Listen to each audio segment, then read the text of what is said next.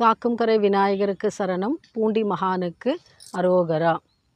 63 நாயன்மார்கள். இதில் நாம் இன்று காண இருப்பது திருநீலநக்க நாயனாருடைய சரிதம்.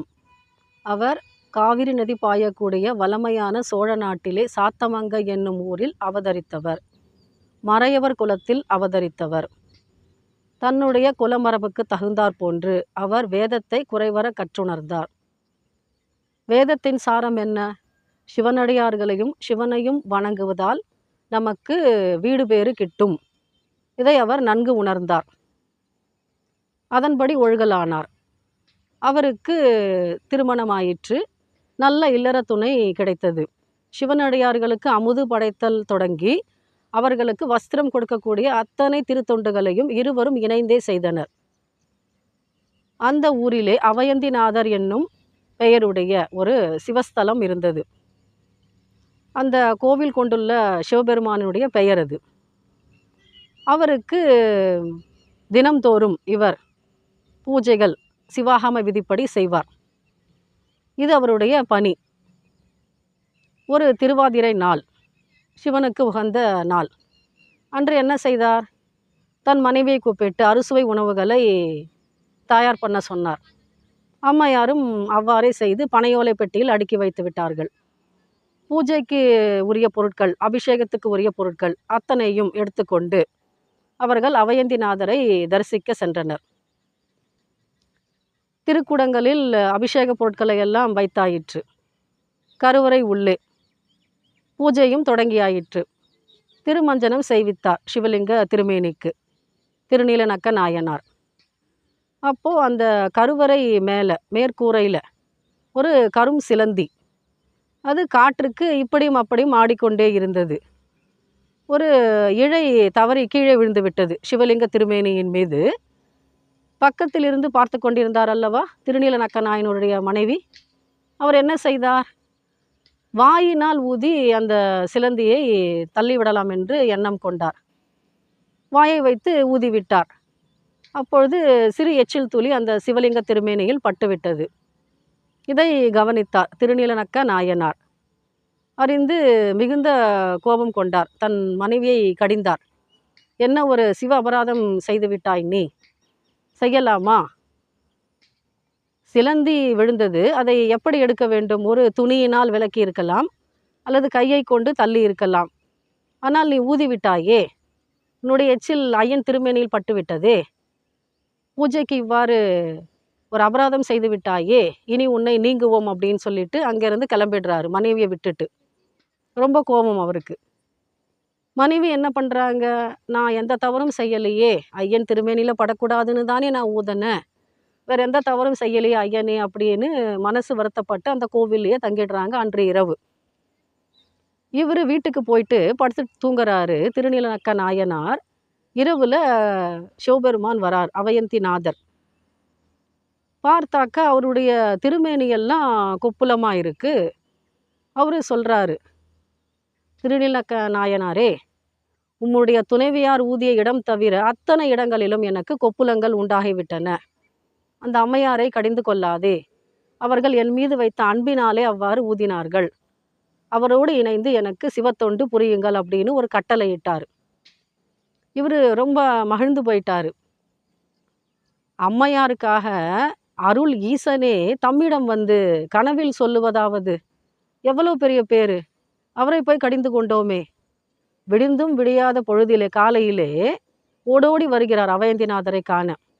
தன் மனைவி கவலையே உருக்கொண்டு அமர்ந்திருக்கிறார்கள். அப்போ இவர் வந்து சொல்றாரு, திருநீலநக்க நாயனார், ஐயன் என்னுடைய கனவில் வந்து நீ ஊதியதால் எனக்கு ஒரு துன்பமும் நேரவில்லை, மீதி இடமெல்லாம் கொப்புலங்கள் உண்டாகிவிட்டன அப்படின்னு சொன்னார். உம்மோடு இணைந்து சிவத்தொண்டு புரிய சொன்னார்கள் அப்படின்னு சொன்ன உடனே அந்த அம்மையாருக்கு பெரும் மகிழ்வு. தன் கணவனோடு இணைவது பெரும் மகிழ்ச்சி தானே. அதனால் திரும்பவும் அவங்க சிவப்பணிகளை தொடர்ந்து செஞ்சுக்கிட்டு வராங்க. அப்போது சீர்காழியில் அவதரித்த ஞான குழந்தை, ஆளுடைய பிள்ளைன்னு சொல்லுவோம் இல்லையா, திருஞான சம்பந்தர், அவர் ஒவ்வொரு ஸ்தலத்துக்காக போயிட்டு தேவார பதிகங்களை பாடிட்டு வராரு. ஸ்தல யாத்திரை மேற்கொண்டிருக்கிறார். அவருடன் திருநீலகண்ட யாழ்ப்பாண நாயனாரும் அவருடைய மனைவி மதங்க சூளாமணியாரும் இணைந்து அத்திருத்தொண்டினை செம்மையாக செய்து வருகிறார்கள். ஒவ்வொரு ஊராக போகும்பொழுது இந்த சாத்தமங்கைக்கும் அவங்க வருகை புரியறாங்க. அதை கேள்விப்பட்ட உடனே இவருக்கு மிகுந்த மகிழ்ச்சி, திருநீலநக்க நாயனாருக்கும் அவருடைய மனைவியாருக்கும். அப்போ என்ன பண்ணுறாங்க, அவரை எதிர்கொண்டு அழைக்கணுமேன்னு சொல்லிட்டு அந்த வீதியெல்லாம் அலங்கரிக்கிறாங்க, தோரண வாயில் கட்டுறாங்க, பந்தலும் அமைக்கிறாங்க. திருஞான சம்பந்தர் வராரு. அவரை வரவேற்று தன்னுடைய இல்லத்தில் உணவருந்துமாறு வேண்டி கேட்டுக்கிறாரு திருநீலநக்க நாயனாரும் அவருடைய மனைவியாரும். அதற்கும் அவர் இசைகிறார் திருஞான சம்பந்தர். மறையவர்கள் வேள்வித்தி வளர்ப்பாங்க, அதை இவர் செய்கிறாரு ஒரு வேதிகையில். திருநீலநக்க நாயனார் இடம் கேட்குறாங்க. திருநீலகண்ட யாழ்ப்பாண நாயனாரும் அவருடைய மனைவி மதங்க சூளாமணியாரும் தங்குவதற்கு அவர் என்ன செய்கிறாரு, அந்த வேள்வித்தி வளர்க்குறாங்க இல்லையா, அந்த இடத்துலையே பந்தல் போட்டு அவங்கள இருக்க சொல்கிறாரு, தங்க சொல்கிறாரு. அப்போது அந்த வேள்வித்தி வலம் சுழித்து முன்னிலும் சிறப்பாக உயர்ந்து ஓங்கி வளர்ந்ததுன்னு சொல்லுவாங்க. அந்த வேள்வித்தி கூட மகிழ்ச்சி, சிவனடியார்களை சந்தித்ததினால் அன்று இரவு தங்குகிறார்கள். அப்பொழுது திருஞான சம்பந்தர் உடன் வர திருநீலநக்க நாயனாரும் அவருடைய மனைவியாரும் அவையந்திநாதரை தரிசித்து மகிழ்வுற்றனர். அப்போது திருஞான சம்பந்தர் திருநீலநக்க நாயனாரை புகழ்ந்து தன்னுடைய தேவார திருப்பதிகங்களில் பாடுறாரு. திரும்பவும் அவர் ஸ்தல யாத்திரை மேற்கொள்ளணும்னு முடிவு பண்ணி, நான் கிளம்புறேன் ஐயா, உங்களை சந்தித்தது பெருமகிழ்வு அப்படின்னு சொல்கிறாரு திருநீலநக்க நாயனார்கிட்ட. இவருக்கு மனசு சங்கடமாக போயிடுது. எவ்வளோ பெரிய ஞான குழந்தை, அவரை பிரிஞ்சு இருக்கணுமா, நாமளும் கூடவே போகலாமே ஸ்தல யாத்திரைக்கு அப்படின்னு அனுமதி கேட்குறேன், நானும் உடன் வரட்டுமா அப்படின்னு கேட்கும்போது, இல்லை நீங்கள் இங்கேயே தங்கியிருங்க, அவையந்திநாதருக்கு உண்டான சிவ பூஜைகளை குறைவில்லாமல் செய்யுங்க அப்படின்னு சொல்லிட்டு பிரியா விடை பெற்றார். இது நடந்துட்டுருக்கு. அப்போ என்ன ஆச்சுதுன்னா, திருஞான சம்பந்தருக்கு திருமணம் நிகழ இருக்கிறது நல்லூர் பெருமணத்தில். அப்பொழுது அந்த கல்யாணத்திற்கு புரோகிதம் பார்க்கக்கூடிய மிகச்சிறந்த வாய்ப்பு திருநீலநக்க நாயனாருக்கு கிடைத்தது. எத்தனை பெரிய ஒரு பேரு, ஞான குழந்தை அல்லவா, அவருடைய திருமணத்திற்கு புரோகிதம் பார்க்கக்கூடிய ஒரு வாய்ப்பு அவருக்கு சிவனுடைய அருளால் கிடைத்தது.